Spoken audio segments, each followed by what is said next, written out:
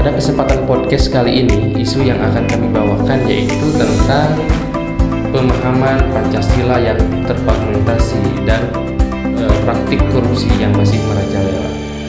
Korupsi merupakan tindakan yang merugikan negara. Korupsi telah terjadi sejak masa kolonial. Pada masa itu, korupsi dilakukan oleh pribumi, orang pribumi yang menjabat di pemerintahan yang meminta upeti dan rakyat dengan dalih permintaan kaum penjajah. Setelah kemerdekaan, korupsi masih berlanjut menjadi masalah bangsa Indonesia.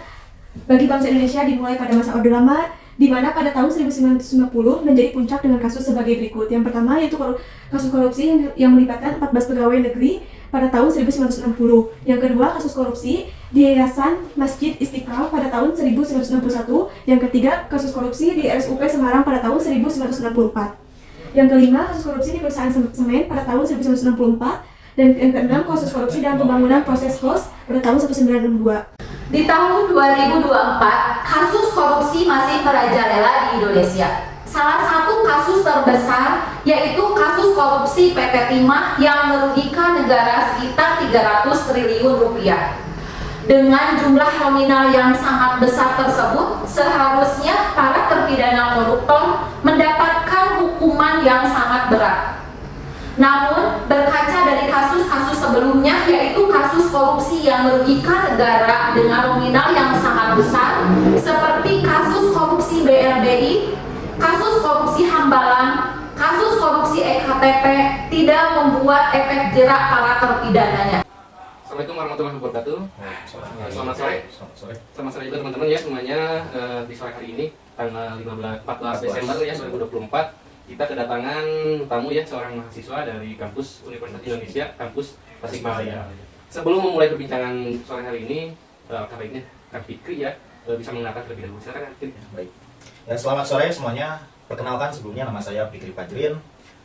Saya salah satu mahasiswa dari Universitas Pendidikan Indonesia atau biasa disebut UPI dari kampus Tasikmalaya.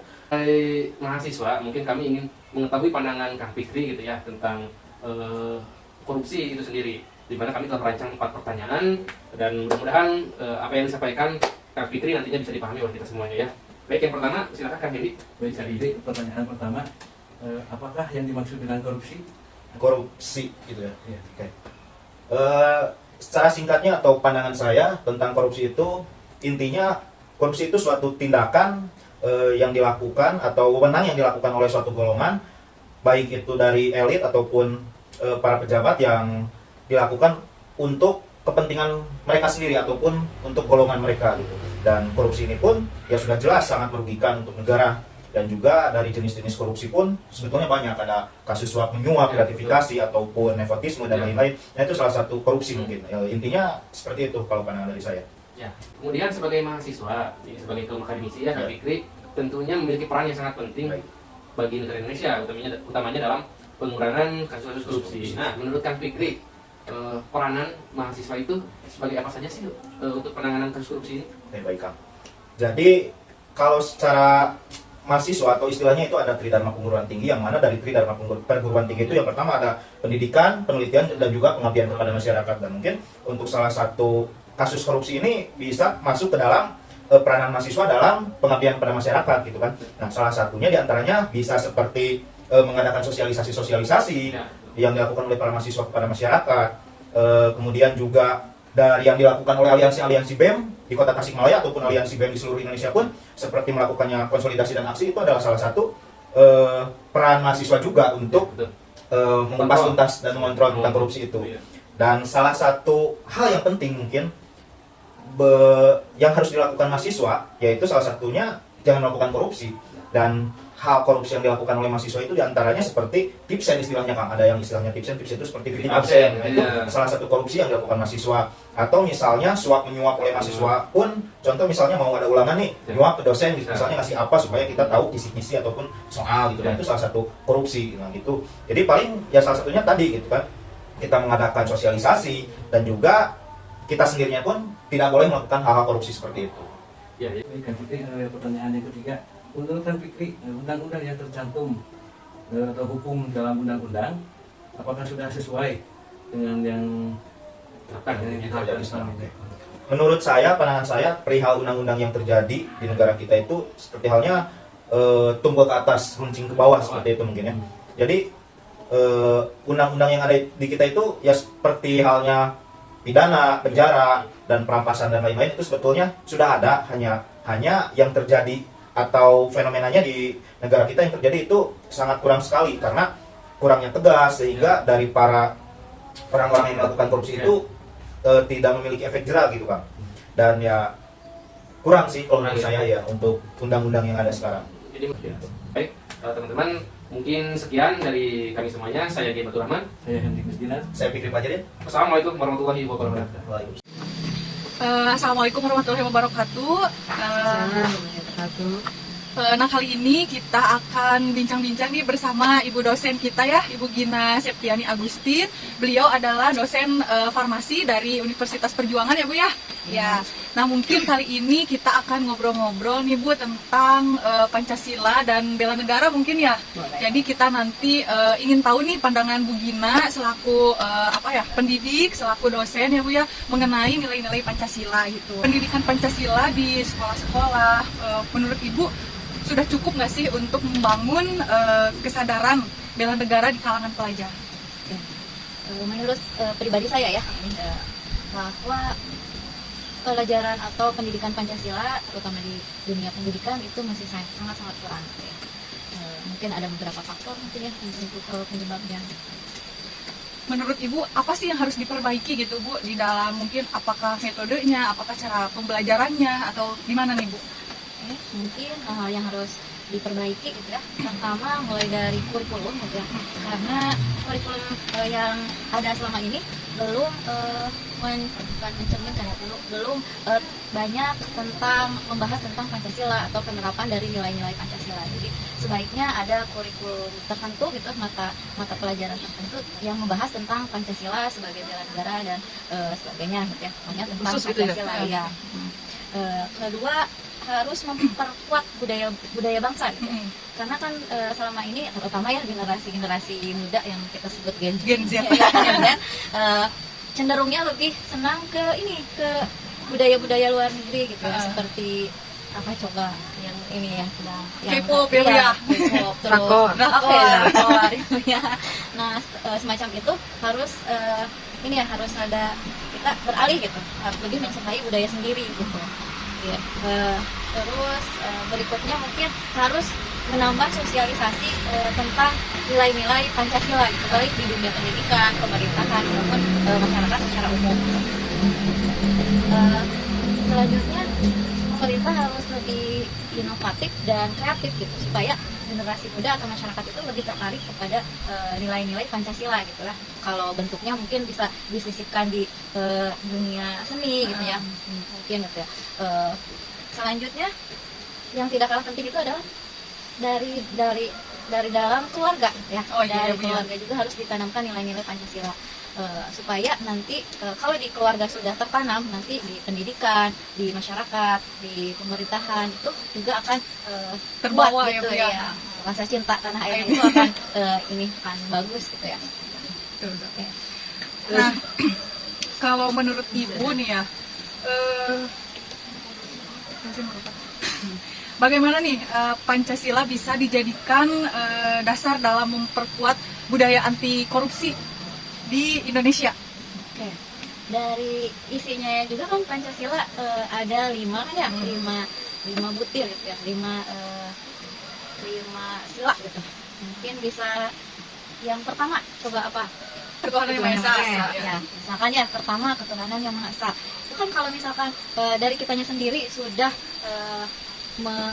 dalam hati udah meyakini bahwa kita percaya Tuhan, kita beriman sesuai kepercayaan masing-masing, itu pastinya akan menjauhkan diri dari hal-hal yang nggak baik ya. Baik. Salah satunya adalah korupsi. Terus sila berikutnya kemanusiaan yang adil dan beradab. Iya, kemanusiaan yang adil dan beradab. Itu ada kata adil. Jadi kan kalau dari kita ngambil dari kata misalkan adil, berarti kan itu kalau dihubungkan dengan korupsi kan adanya ketidakadilan ya, makanya itu ini juga ya berhubungan gitu dengan Pancasila dan sila-sila lainnya gitu ya. Yang selanjutnya Pancasila itu sebagai pedoman dalam pemberantasan korupsi ya. Jadi baik itu dari segi undang-undang gitu, terus di peran di pemerintahan itu sebenarnya itu udah mencakup semua sebenarnya kalau diterapkan. Mungkin seperti itu.